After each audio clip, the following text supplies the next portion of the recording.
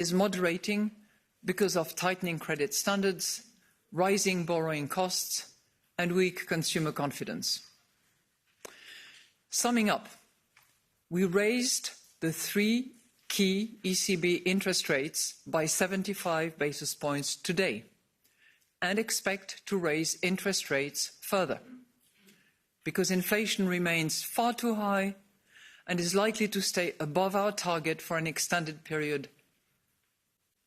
This major step front-loads the transition from the prevailing highly accommodative level of policy rates towards levels that will support a timely return of inflation to our 2% medium-term target. Our future policy rate decisions will continue to be data-dependent and follow a meeting-by-meeting approach. We stand ready to adjust all of our instruments within our mandate to ensure that inflation returns to our medium-term inflation target. We are now ready to take your questions. Thank you, Madame Lagarde. The first question goes to Luke Heighton of Market News International. Good afternoon, President Lagarde. 2 questions, if I may. The first, could you give us a flavour of the Governing Council's discussions, the arguments for and against that led to today's decision to raise rates by 75 basis points and not, for example, 50 or 100 basis points? And then my second question, from the present standpoint, how close to both the neutral rate of interest and the expected terminal rate does today's decision bring us, in your view? Thank you.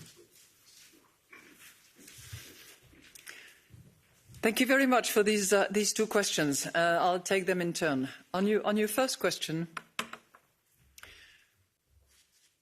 the Governing Council unanimously decided to raise the 3 key ECB rates by 75 basis points.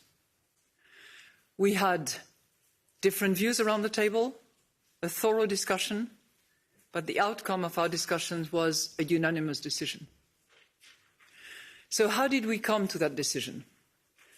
As I have said before, and as I have repeated in that monetary policy statement, since our last July meeting, we are data dependent and operate meeting by meeting. This is the methodology that we adopt. So we were presented by staff with their projection. We had the inflation numbers and the growth outlook, of course.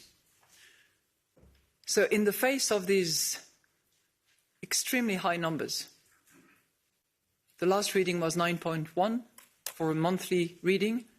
But if you look at the last 10 readings, they were the last 10 highest readings in turn.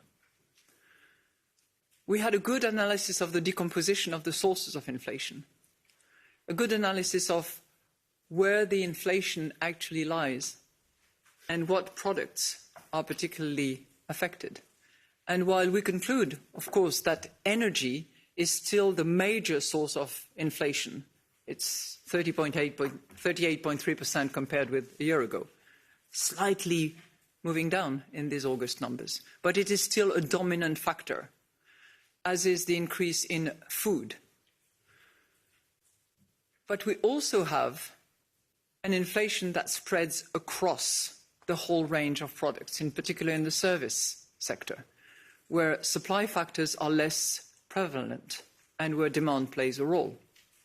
So we have a range of the product and services that are actually north of 4%. So in the face of an inflation that is extremely high, that is of a magnitude and persistence across sectors of that nature, obviously determined action had to be taken. And this is very much in line with our determination to actually normalize monetary policy as we started back in December. So for those who consistently repeat that the European Central Bank is lagging behind, I contend that we are on a journey that started back in December, where we decided to put an end to the asset purchases under PEP and under APP, to move out of negative interest rates as we did back in July, and now to continue on our normalization path with a front-loading exercise that we conducted today, because we believe that the deviation from target is such that it warrants this front-loading.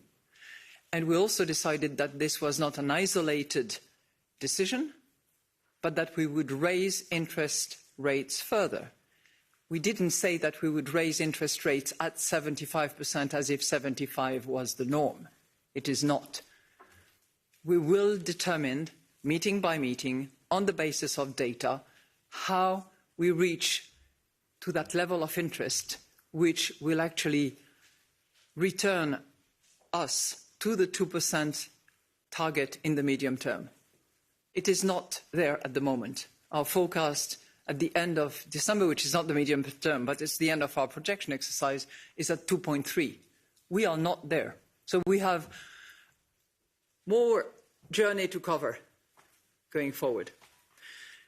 But we had a very, you were interested in the flavour of the Governing Council. We had a very cordial, effective, deep discussion on all these matters.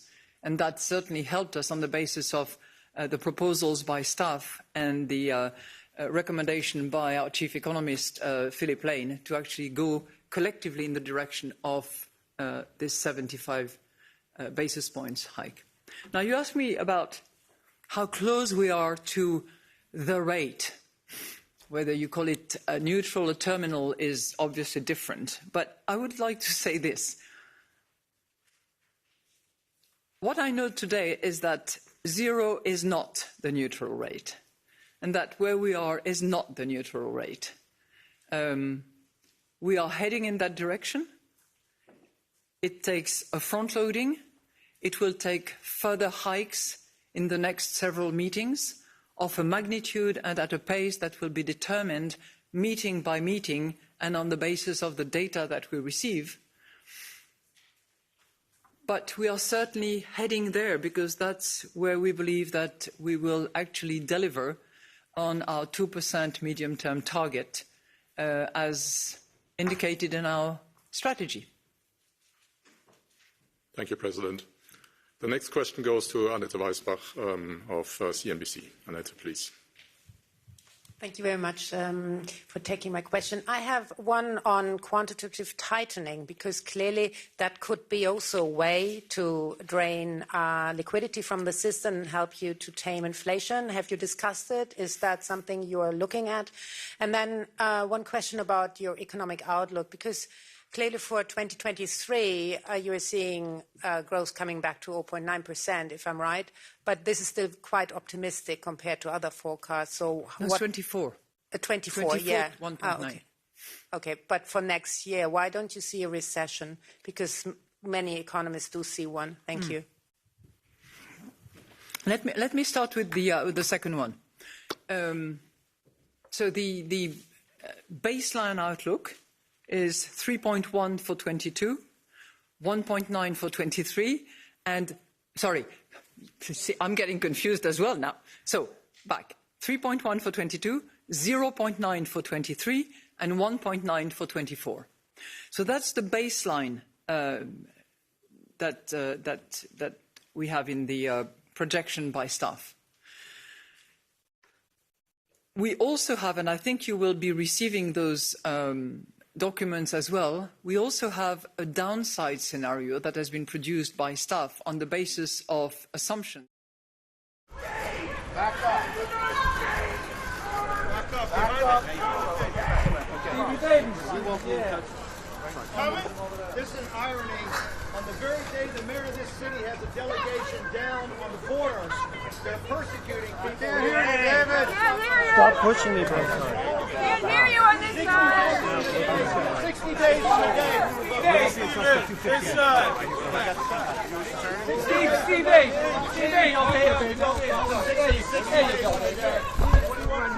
Hey, Steve, what do you want to say? Stop hurting America, you greasy grifter! Stop hurting America, you greasy two-bit grifter! You were a little too much on top of me. Yeah, It wasn't good. Sorry about that. Yeah. He kept on looking at You shouldn't. You're kind of summer. Yeah, I couldn't slide in the whole day. Slide all day? I thought it was probably. I mean, nope.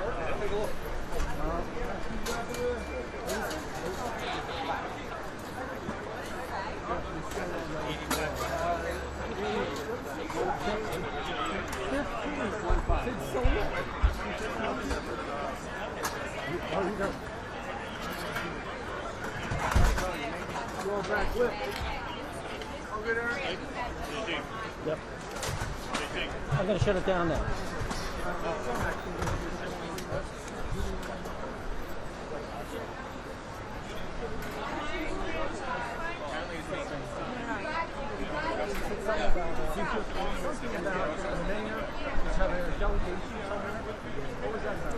It's still live. Let's give me 1 second. He said that. He said the mayor was having a delegation here. Yeah. And then he said something to the effect of how many days it is in the election. Thank you, Chairman. I'll come back. Yeah. Yeah. No, I know. I heard it. It's more channel. Did you hear what he said? No, I didn't. He was turning that way. Like from the camera? Yeah. See what I can. But this is working. Where do you want to stand now? I'm going inside. It's happening. He'll be arraigned. Probably a walk out around.